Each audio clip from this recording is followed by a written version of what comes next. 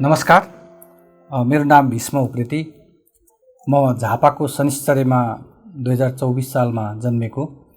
मैले SLC शनिश्चरीबाटै pass गरेँ र त्यसपछि 2042 सालमा काठमाडौँ आएँ। मैले शिक्षाको हिसाबमा चाहिँ अर्थशास्त्रमा एमएससी, एमए र नेपालीमा एमए गरेको छु। झापामा हामी हुँदाखेरि एउटा साहित्यिक माहौल थियो, एकदम राम्रो। शनिश्चरीमा कृष्ण धरावसी दाई, हामीभन्दा सिनियर दाई, म, सरज ओली सर हाम्रो शिक्षक हुनुहुन्थ्यो। उहाँ एकदम लेखक, कवि हुनुहुन्छ अहिले पनि। अनि त्यस पछाडि हाम्रो कलिगहरू रश्मि शेखर, मुकुल दाहाल अहिले स्कटल्यान्डमा हुनुहुन्छ, पढाउनुहुन्छ, राम्रो कवि, दुवसु छेत्री, अनि कृषु सानु भाइ। हामी सबैजना चाहिँ झापामा एउटै स्कुल पढेर एउटै इन्भाइरोमेन्टमा हुर्केको। हामी प्रतियोगिताहरू गर्थ्यौँ, हामी त्योदेखि बाहेकका कवि सम्मेलनहरू गर्थ्यौँ। त्यो वातावरणबाट म आएको। अनि काठमाडौँमा आइसकेपछि मैले पढाइसँगै नेपाल राष्ट्र ब्याङ्कमा जागिर खाएँ 30 वर्ष र लेखनलाई पनि निरन्तर रूपले अघि बढाएँ। मेरा 10वटा कविताका किताबहरू, 10वटा यात्रा, नियात्रा र निबन्धका किताबहरू छन् र एउटा उपन्यास छापिएको छ। मेरा किताबहरू 7वटा भाषामा अनुवाद भएका छन् र त्योदेखि बाहेक मेरा रचनाहरू अरू थुप्रै भाषाहरूमा अनुवाद भएका छन्। 7वटा भाषामा चाहिँ प्रकाशितै भइसकेका छन् मेरा किताबहरू, जस्तो कि जापानिज, इङ्ग्लिस, हिन्दी, सियाला, फारसी र त्यस पछाडि बाङ्ला अनि सर्बियन भाषाहरूमा मेरा किताबहरू छापिएका छन्। अरू छापिने प्रक्रियामा छन्, त्यो आफ्नो ठाउँमा छ। म मूलतः आफूलाई कवि भन्छु, यद्यपि म निबन्ध र यात्रा निबन्धहरू पनि उत्तिकै रमाएर लेख्छु। एउटा मेरो उपन्यास पनि छापिएको छ। त्यो उपन्यास चाहिँ अलिक यात्रा र उपन्यासको बिचबिचबाट जान्छ, त्यस्तो खालको भाषा शैलीको मैले अलिक प्रयोग गरेको छु। म चाहिँ कविताहरू लेख्दा सार्थक किसिमको प्रयोगहरू पनि कवितामा गरौँ भन्छु। शैलीमा अथवा विषयवस्तुको छनौटमा एउटा किताबभन्दा अर्को किताबलाई अलिक फरक गराउँ भन्छु। यो मेरो कविता लेख्ने प्रवृत्ति हो। यति भनिसकेपछि म अब आफ्ना केही कविताहरू यहाँ वाचन गर्छु। मैले वाचन गर्न लागेको आजको पहिलो कविताको शीर्षक हो तिमी। यो एउटा प्रेम कविता हो।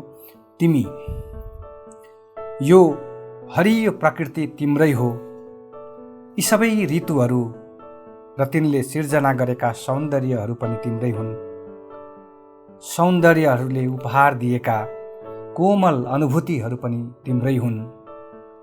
सृष्टिका सबै रङहरू, सुवासहरू तिम्रै हुन्। नदीको गति, हावाको स्पर्श, हृदयमा बजिरहने सङ्गीत सबै तिम्रै हुन्। रात, दिन र गोधुली पनि तिम्रै हुन्। भगवान र आशीर्वाद पनि तिम्रै हुन्। त्यसो त यस संसारमा रहेको रिस, राग, अहङ्कार, असन्तुष्टि र घुर्की पनि तिम्रै हुन्।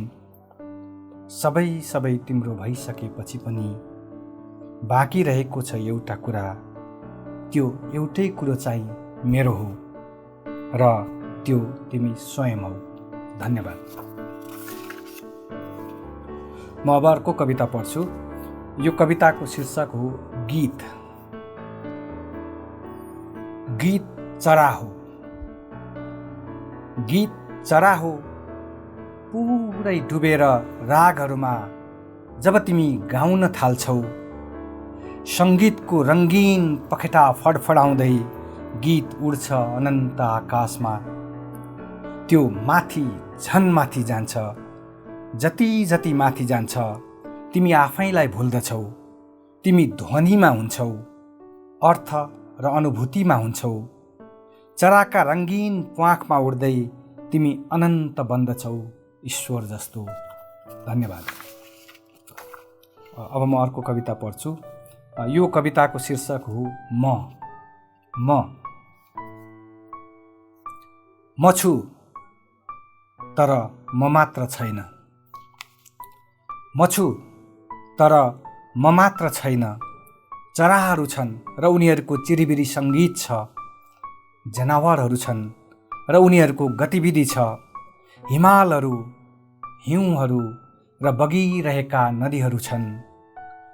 रुखहरू, फुलहरू र बहिरहेका सुगन्धहरू छन्। अरू पनि धेरै छन् मान्छेहरू र ईर्ष्या, द्वेष अनि प्रेम पनि छन् सँगसँगै। जीवनबाट नछुट्टिने सपनाका रङहरू छन्। ती हल्लन्छन्, फरफराउँछन्, उड्छन् र तैरिन्छन्। अक्षर, शब्द र अर्थहरू बन्छन्। मैले आफू मात्र सोच्नु भनेको सृष्टिको विरुद्ध हो। मैले आफू मात्र सोच्नु भनेको सृष्टिको विरुद्ध हो। म जाबो केही रहन्न यी सबैबाट अलग्गिएर। म छु तर म मात्र छैन। धन्यवाद। अब अर्को कविता। यो कविताको शीर्षक हो कविताको उज्यालो। कविताको उज्यालो। रातको 2 बजे अचानक आँखा खुल्यो। उठेर बिजुली बत्ती बालेँ। कोठामा चारैतिर हेरेँ। सबै कुरा यथावत थियो, निदाइरहेको। खाटमा निद्रा पनि निदाइरहेको थियो, आधा सिरक ओढेर। तर मैले खोजेको उज्यालो यो थिएन। खासमा त्यो के थियो?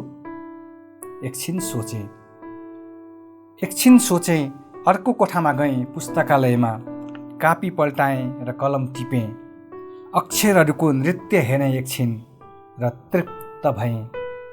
कविताको उज्यालो ईश्वरको स्पर्श जस्तो थियो। धन्यवाद। र मेरो अर्को कविता। यो कविताको शीर्षक हो तिनाउ नदी र बुढो रोग। तिनाउ नदी बुटवललाई 2 भागमा खस्यौली र बट्यौलीमा छुट्याएर बग्ने नदीको नाम हो। मैले यो कवितामा तिनाउ नदी प्रयोग गरेँ। तर यो कवितालाई सुन्दाखेरि अथवा पढ्दाखेरि नेपालको जुनसुकै नदी सम्झेर सुने अथवा पढे पनि हुन्छ। किनभने मैले यहाँ जुन कुरा व्यक्त गरेको छु त्यो सबैतिर समान छ। तिनाउ नदी र बुढो रुख। धेरै वर्ष अघि तिनाउ नदीमा पानी बग्थ्यो। बटौली र खस्यौलीका फोहोरहरू सबै लैजान्थ्यो सोहोरेर। वर्षापछिको दिन जस्तै यो सानो बजार स्निग्ध रहन्थ्यो सधैँ। हेर्दा हेर्दै सुकुम्बासीहरू उम्रिए दुवै किनारहरूमा र बिस्तारै तिनैका सपनाहरू बग्न थाल्यो नदीमा। सपना बगेपछि नदी आँसुले बन्दो रहेछ। हिजै मात्र बलात्कारपछि हत्या भएको नाङ्गो शरीर भेटियो बगरमा। नदी रगतले पनि बन्दो रहेछ। आँसु र रगतको नदी बग्दा सौन्दर्य सबै बग्दो रहेछ। म यही नदी किनारको बुढो रुख। फोहोर जति जम्मै थुप्रिन्छ मेरो पाउमा र मेरो अभिशप्त जिन्दगी विवश छ दुर्गन्धहरू बीचमा उभिएर सौन्दर्य बगिरहेको हेरिरहन। धन्यवाद। मैले अहिलेसम्ममा यहाँ मेरो 5वटा कविताहरू पढेँ। यहाँहरूलाई जसले यो कविता हेर्नुभयो, सुन्नुभयो, कस्तो अनुभव भयो त्यो प्रतिक्रियाहरू दिनुहोला। त्यस्ता प्रतिक्रियाहरूले हामीलाई अझ फरक ढङ्गले अझ योभन्दा राम्रो किसिमको कविताहरू लेख्न सहयोग पुग्छ। म त्यसको लागि आग्रह गर्छु। र यो मिसन लिट्रेचर भन्ने यो एउटा कार्यक्रम हो। यो कार्यक्रमले अलिक फरक ढङ्गले कविताहरूलाई आफ्ना श्रोता पाठकहरूको समक्ष प्रस्तुत गरिरहेको छ। मलाई पनि अवसर दिएकोमा म सबभन्दा पहिला त मिसन लिट्रेचरको यो टिमलाई धन्यवाद ज्ञापन गर्छु। र यहाँहरूले मिसन लिट्रेचरका एपिसोडहरू, कविताका एपिसोडहरू हेरिदिनु होला।